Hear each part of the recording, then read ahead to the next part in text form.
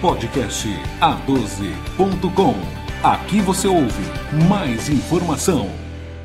No final do ano passado, um decreto presidencial declarou Dom Hélder Câmara como patrono brasileiro dos direitos humanos. Pela sua trajetória, todos sabemos que Dom Hélder sempre foi um homem da justiça e da verdade, que procurava colocar em prática o Evangelho de Jesus. Dom Hélder foi ainda um dos fundadores da Conferência Nacional dos Bispos do Brasil e o único brasileiro indicado 4 vezes ao Prêmio Nobel da Paz. Para falar sobre o decreto presidencial, nós conversamos por telefone com o professor Antônio Carlos Maranhão, diretor do Instituto Dom Hélder Câmara e presidente da Comissão de Justiça e Paz da Arquidiocese de Olinda e Recife.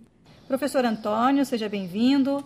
No final do ano, nós recebemos a notícia de que Dom Hélder foi declarado patrono brasileiro dos direitos humanos. Como que o Instituto Dom Hélder recebeu a notícia desse decreto? Olha, ninguém melhor do que Dom Hélder para simbolizar a luta pelos direitos humanos no Brasil e no mundo. Então ele se alia a grandes nomes que também foram contemporâneos dele, como Martin Luther King, como Nelson Mandela, nessa luta pelos direitos humanos. Então, desse ponto de vista, a lei é um reconhecimento à personalidade sempre forte de Dom Hélder Câmara na luta pelos direitos humanos. Tem uma outra simbologia muito importante para nós, é que o deputado Arnaldo Jordi, do PPS do Pará, apresentou esse projeto de lei em 12 de março de 2014, portanto quase há 4 anos atrás.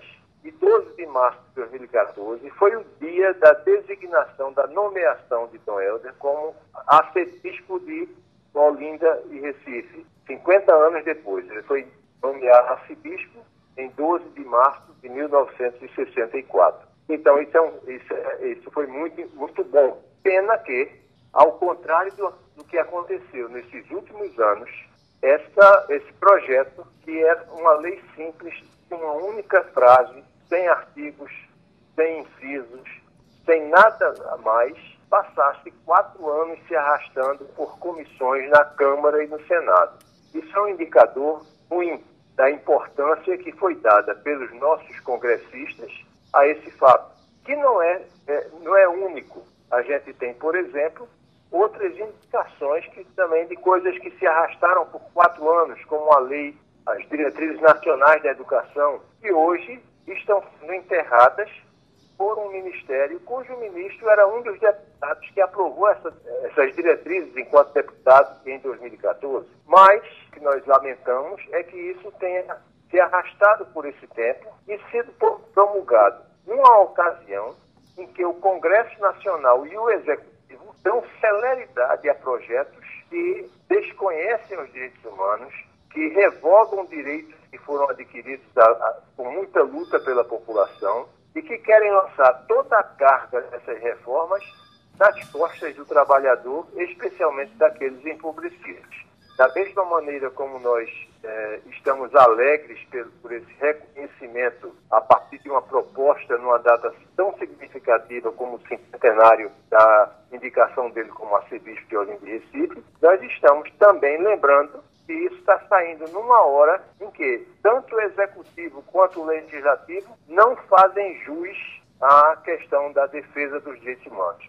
Pelo contrário, estão se esmerando em aniquilar direitos que eram direitos legítimos dos trabalhadores.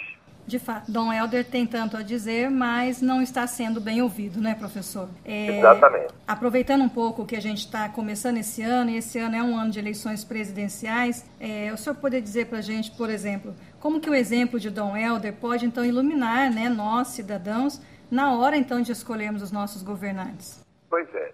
Dom Hélder foi uma pessoa que, em vida, sempre lutou por aquilo que ele chamava não violência ativa. Ele nunca defendeu métodos violentos de ação, mas sempre foi um ativo defensor dos direitos humanos. Sempre procurou os espaços que lhe eram dados para divulgar as suas ideias em defesa dos direitos humanos de todos os homens, porque ele não fazia divisão entre o amor a Deus e o amor ao próximo. E foi isso que causou tanta celeuma, foi isso que fez com que ele fosse combatido até dentro da igreja, nós temos que reconhecer, por causa dessa sua abnegação, dessa sua indivisibilidade do amor a Deus e do amor aos homens. Dom Helder foi um bispo da igreja, mas foi um cidadão do mundo. Então, seguir o exemplo dele significa a gente lutar contra essa supressão de direitos que está em curso, significa a gente votar em candidatos comprometidos com a revogação dessa supressão de direitos, significa a gente ter atenção às propostas de desenvolvimento que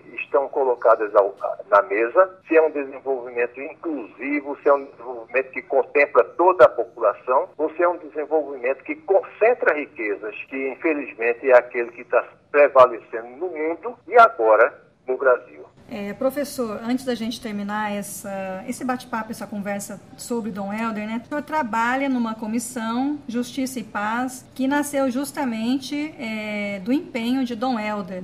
Pois é, veja, essa comissão de Justiça e Paz foi inicialmente fundada por Dom Helder em 1977, uma época em que ele tinha a sua morte civil decretada. Nenhum órgão da imprensa, rádio, TV, jornal, podia falar ou escrever o nome dele. E os espaços que ele tinha eram todos fora do Brasil. Então, aqui na Arquidiocese de Recife, ele criou a Comissão de Justiça e Paz, que não só se manifestava e protegia pessoas que estavam sendo torturadas e politicamente agredidas por suas ideias, como também nunca deixou de atender aos reclamos e às necessidades de preservação de direitos daquelas pessoas excluídas.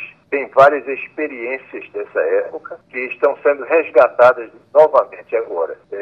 A cooperativa agrária em 3 engenhos no Cabo, onde ele fez um projeto de reforma agrária que até hoje funciona. Uma distribuição de terras para residências em Paulista, na região metropolitana do Recife. A criação da Casa do Frei Francisco para abrigar moradores de rua, da instrução, uma formação profissional, em tratar com respeito à dignidade humana. Então, essa é a parte emblemática da comissão. Hoje, restaurada a comissão do pastoreio de Dom Fernando Saburido, nós estamos tratando também de coisas que são muito reais e muito atuais. Por exemplo, a questão carcerária, que é uma vergonha nacional, os depósitos de pessoas humanas virou o nosso sistema carcerário.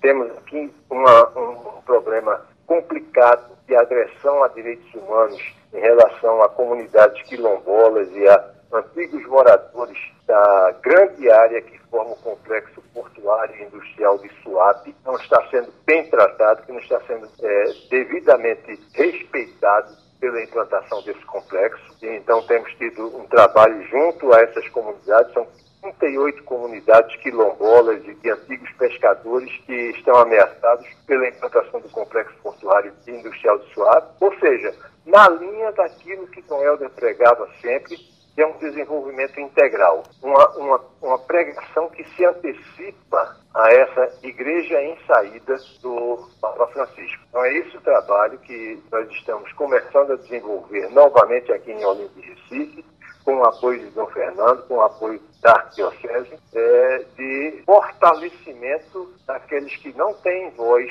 mas que têm necessidade de serem atendidos e serem apoiados na sua luta por libertação. Dom Helder sempre entendeu que religião é sinônimo de libertação. Jesus veio libertar e veio salvar, mas veio libertar da opressão aqui nesse mundo. E é isso que a Comissão de Justiça e Paz quer fazer. A partir daí, a Comissão de Justiça e Paz está tomando o seu rumo no apoio à libertação desses oprimidos. Professor Antônio, muito obrigada pelas suas palavras, seus esclarecimentos, né? Também sobre Dom Helder, esse que foi um ícone da nossa Igreja Católica no enfrentamento também à ditadura militar, na época em que ele foi arcebispo, e, claro, pela defesa dos direitos humanos e defesa dos nossos pobres. Eu aqui agradeço a oportunidade da entrevista. Muito obrigado. Obrigada, professor.